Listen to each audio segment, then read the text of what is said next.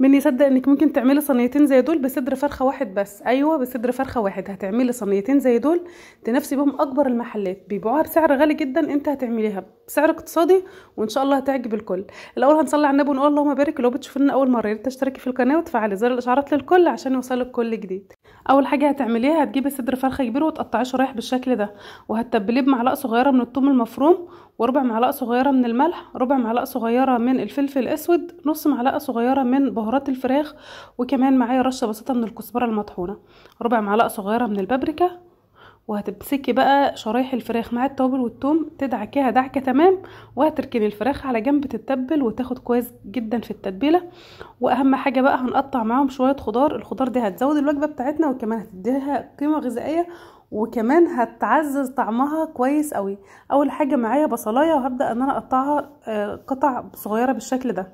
معايا حبايتين من الفلفل الحامي، بعدها على طول ممكن تستخدمي فلفل بارد اللي يريحك. هنقطع الفلفل بنفس الطريقه اللي مقطعين بيها البصل، واي خضار تاني هتستخدميه تحاولي على قد ما تقدري التقطيع هتكون قريبه من بعضها علشان خاطر بس ايه مرحله السوا مهمه جدا ان هم يستووا مع بعض.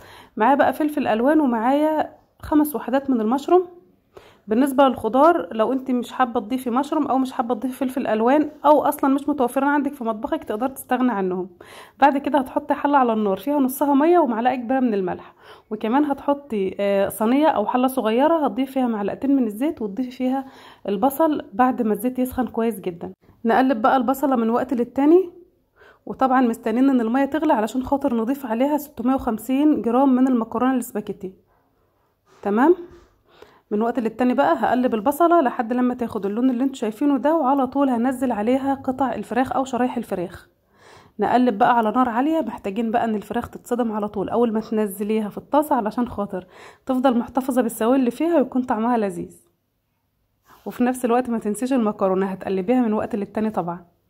بصوا بقى بحب جدا لما اجي اطبخ اجهز المكونات بتاعتي وبعد كده اقف على البوتاجاز اشغل كذا عين مع بعض علشان خاطر ننجز بقى وقت وما نقفش وقت طويل في المطبخ. ما احنا عايزين نعمل اكله طعمها لذيذ ونطلع مبسوطين من المطبخ وفي نفس الوقت ما نتعبش كتير. تمام. حط لايك لو لسه ما حطيتيش، واكتبي رايك في الكومنتات مهم جدا طبعا هو اللي هيرفع الحلقه. وشكرا لكل حد بيشجعني وبيكتب لي كومنت حتى لو كانت قلب حتى او ورده، شكرا لكم بجد. اول ما الفراخ بقى اتصدمت واخدت لون من البصل كده على طول هضيف المشروم واقلب شويه. اوعي تنسي المكرونه علشان خاطر ما تلزقش ولا تعجن. المكرونه بقى انا محتاجاها تستوي 3/4 سوا، ما تسويهاش على الاخر. نرجع للفراخ على طول هتضيفي رشه فلفل اسود بسيطه جدا ورشه ملح. بعد كده هنضيف بقى الفلفل الالوان وقلبي. بص بقى كميه الحشو هتكون كميه محترمه، هتحشي بقى صينيتين نجرسكو حاجه كده من الاخر تحفه جدا. بص بقى يا سلام على الروائح الجميله، في الوقت ده هتشمي ريحه فراخ ما حصلتش. خلاص هنا المكرونه اخدت يعني درجه السوا اللي انا عايزاها، جاهزه بقى ان انا اصفيها وما تضيفيش عليها ميه ولا اي حاجه خالص. انا مستخدمه مكرونه نوعها كويس مش هتلزق مع بعض ولا اي حاجه. نصفي بقى، وفي نفس الحله اللي عملت فيها المكرونه هعمل فيها البشاميل بعد ما اصفيها طبعا. حطيت هنا 5 معالق من الزيت على معلقتين كبار من الزبده علشان خاطر اضيف عليهم 7 معالق كبار من الدقيق. سوي الدقيق بالماده الدهنيه وانت هتاخدي شويه بشاميل كده مظبوطين قوي. انا عامله 7 معالق علشان خاطر هعمل صينيتين زي ما قلت لكم. تمام. فانا هقلب بقى الدقيق مع الزبده والزيت لحد كده ما الدقيق يتحمص كويس، وبعد كده هضيف عليهم 2 لتر من الحليب اللي معانا بارد يا جماعه مش سخن. وهقلب طبعا من وقت للتاني على طول بالشكل ده كده، ما تشيليش ايدك بقى من البشاميل لحد لما تاخدي القوام اللي انت عايزاه. تمام حلو قوي كده. تعالوا بقى نتبل البشاميل. رشه فلفل اسود ورشه بسيطه من بهارات الفراخ، اي نوع من التوابل حابه تضيفيها على البشاميل ضيفي ما فيش اي مشاكل. ربع معلقه صغيره من الملح، وهقلب. حابه تضيفي فلفل ابيض على البشاميل عشان خاطر لونه بس ما يغمقش شويه اللي يريحك. هستنى بقى كده على البشاميل ان هو يسخن بقى مع بعضه، وتعالي بقى نضيف المكون اللي هيطعم البشاميل ده ويخليه خطير. معايا 3 معالق كبار من القشطه هتعمل كده دسامه في البشاميل وتخلي طعمه زي الفل. نقلب بقى الكلام الجميل ده مع بعض. ولو ما عندكيش قشطه تقدري تستغني عنها على فكره. بالنسبه للطبخ بصي، المتوفر عندك في مطبخك اعملي، ودايما بقول لكم اعملوا الوصفه بحب وباذن الله تطلع معاكي ممتازه. رشه بسيطه بقى من الكيابه الصيني المطحونه على البشاميل، ويا سلام بقى على الجمال، مفيش اجمل ولا اطعم من كده. بصوا يا ولاد، البشاميل حاجه كده تستاهل بقكم. ده القوام المظبوط، قوام بصوا زي الفل. جاهزين بقى ان احنا نطبق الوصفه على بعضها. هولع الفرن واسيبه يسخن كويس جدا قبل ما اضيف يعني قبل ما ادخل فيه الصواني. معايا بقى طاجن محترم زي اللي انتوا شايفينه ده، ممكن تستخدمي اي صينيه عندك. دهنتها بالزيت وهاخد عليها مغرفه كده من البشاميل، وهبدا ان انا اظبطها في ارضيه الصينيه. وهنجيب المكرونه الخطيره اللي معانا، هبدا ان انا اظبط المكرونه بايديا بالشكل ده كده. يعني من الاخر اخد طبقه زي ما انتم شايفين، يا دوب كل مكرونه جنب التانية. انا مش عايزه الطبقات تكون سميكه، انا عايزه طبقات تكون متساويه وكويسه جدا، بحيث ان اللي ياكل النجرسكو المكرونه ما تكونش اوفر فيه كتير يعني. انا ظبطت الارضيه بالشكل ده كده، وعلى طول بقى هناخد فوقيها شويه بشاميل يغرقوا المكرونه اللي تحت دي. تمام.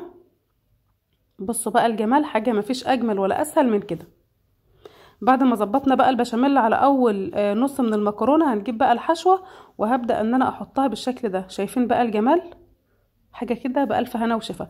ظبطي الحشوه وافرديها على اول طبقه، وبعد كده جبن بقى، ميكس جبن، جبنه موتزاريلا. بس الجبن في الوصفه دي مهمه جدا جدا علشان خاطر تاخدي طعم نجرسكو زي اللي بناكله في المحلات بالظبط. انا معايا ميكس جبن، يعني شيدر، موتزاريلا، رومي مبشورين، واحطهم بالشكل ده. وهاخد على طول الطبقه التانية من المكرونه، هنوزعها بالطريقه دي. وبشاميل بقى، يعني من الاخر خلي المكرونه غرقانه بالبشاميل. بعد ما نظبط بقى البشاميل كده وكل المكرونه تكون متغطيه بشاميل، شويه جبن على الوش، وعلى طول بقى ندخل الصينيه دي الفرن على اعلى درجه حراره على الرف اللي في النص، وهولع الفرن من تحت بس. اول ما المكرونه تتحمر من الجوانب هولع عليها الشوايه. تعالي ما اقولك هطبق الصينيه التانية ازاي. انا معايا البشاميل المتبقي في الحله بالشكل ده، وهجيب على طول كميه المكرونه المتبقيه واقلبها على البشاميل. هكتفي بكده؟ لا لا، تعالي، ده انا هحط بقى الحشوه فوقهم على طول وهقلب. وانا بالنسبه لي الطريقه دي بتكون احلى بكتير من الطريقه الاولانيه. ليه بقى؟ لان المكرونه كلها بتكون متطعمه بالحشوه زي ما انتم شايفين كده، احنا قلبناها مع بعضها، يعني حاجه كده من الاخر تحفه جدا.